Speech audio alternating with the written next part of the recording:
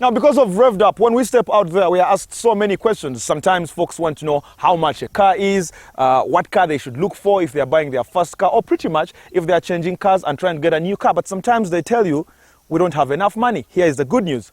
NC Bank can now help you in financing up to 80% of that new car that you actually want to have, and up to 100% when it comes down to insuring your car. So things just got way, way easier. You now all have to get in touch with NC Bank to drive your dream car.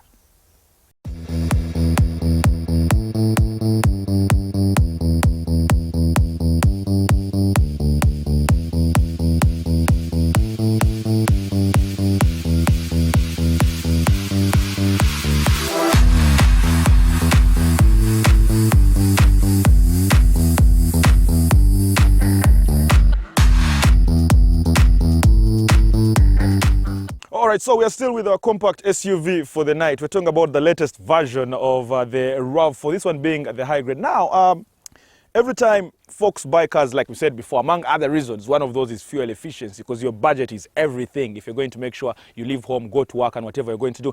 In its bonnet, we've got a four-cylinder 2.5 engine lying in there, and Fitsum, of course, still joins us. We talk about fuel efficiency, Fitsum, and I ask myself, does this car answer those questions in your view? Yes, indeed, it does.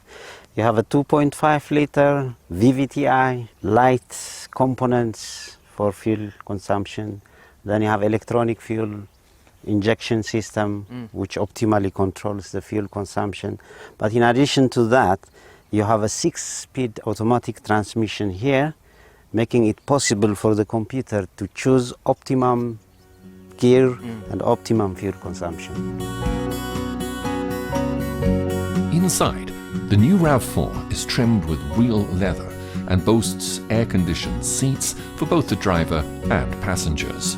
The entertainment system has been updated to include a touch-screen display with a Bluetooth, USB and iPhone connectivity that is paired with a set of 6 speakers. Alright, so when you come on the inside of the RAV4 hybrid, there's so many things that you will see, but a couple of things will strike you first. First, the space. It's probably one of the bigger cars in its range when it comes down to those you can easily find on the market today. Then, of course, the fine finishing on the inside. It's got bucket seats fitted with leather, and there's a fine finishing to each parts of these. And there's lots of leather as well on the dashboard, which you rarely find with most cars, let's be honest. But when you talk about space inside the RAV4, you're talking about 1, 2, 3, 4, 5, 6, about 6 storage boxes that I can just see right now. So you have lots of space to actually put most of your stuff on the inside. You have armrests, which of course just make it more luxurious. Probably should show you how big the behind is with your passenger. Just come with me. All right. So let's see what the hybrid does offer in the back. First of all, we've talked about space and how this car has pretty much been advertised as a family-oriented car. So you need space. And look, I'm quite a tall guy, right? It's a public secret that I'm quite a tall guy, at least compared to most of our producers here at Revved Up. So if you see me with this much leg space and this much headroom, it means you've got lots of space to deal with. And then you have more storage spaces behind. Of course, with family, you can have everything in there. Plus, you've got your armrest, which has more storage space. Look, when I sit in here and realize how comfortable I am, I start thinking that maybe when they say travel like a VIP, I'm starting to think sometimes this is what they mean.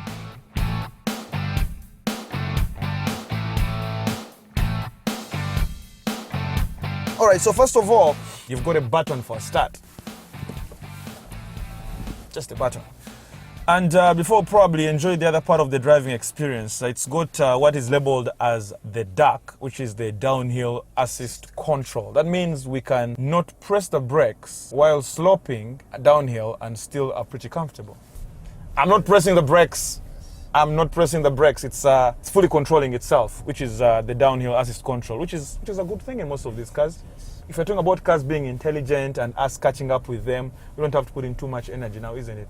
All right, let me take it out because I want us to talk about other things. So I'll take it out now. And we've talked about some buttons in this car, Fitsum, which of course make the RAV4 not just the big options for family cars, but highly intelligent as well. We've got the economy mode and the sport mode. Let's start off with the economy mode.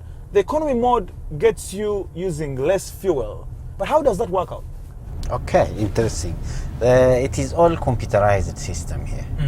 When you press the economy mode, the computer goes into this economy mode. The fuel injection is reduced and the way the transmission is shifting is also changing. The pattern of transmission change. So by doing that, the computer attains a better fuel economy. But it doesn't mean when the driver, it doesn't mean that it does not listen to the driver. Yeah. When the driver hits the accelerator, it will still listen to the driver, but it will not be as much as Any other mode? Any other mode, yes. The sport mode, what's the difference?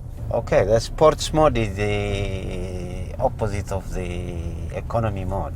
When you press sports mode, then it will give you a different mode, a higher engine power output and a delayed changing of the gears in the transmission. So you can really accelerate very hard for a longer period of time. But you need to remember that when you go into that mode, you're consuming slightly more fuel. Yes. So you can see normally you would be on a normal mode. But this vehicle can give you the three options. Normal mode, economy mode, and sports mode, depending on how you want to drive the vehicle. We've talked about the on-road abilities, there's talk about the off-road capabilities. This RAV4, the high grade, has got an automatic four-wheel drive. Well, minus the English version of automatic four-wheel drive. What does that even mean? How does that operate? Great, that's a good question. In this vehicle, normally we are on two-wheel drive. The front wheels are driving all the time.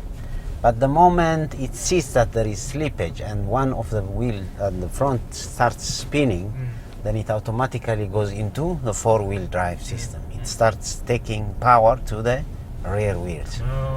Okay, so that's why they call it automatic four-wheel drive. Okay, but then when you're driving on rough roads, then you can apply the center diff lock. When you do that, the front and the rear wheels will be moving at the same speed. So it pretty much locks the center. Yes. And then gets both wheels moving at the same time and same. The front and the rear. Not bad, not bad, not bad at all.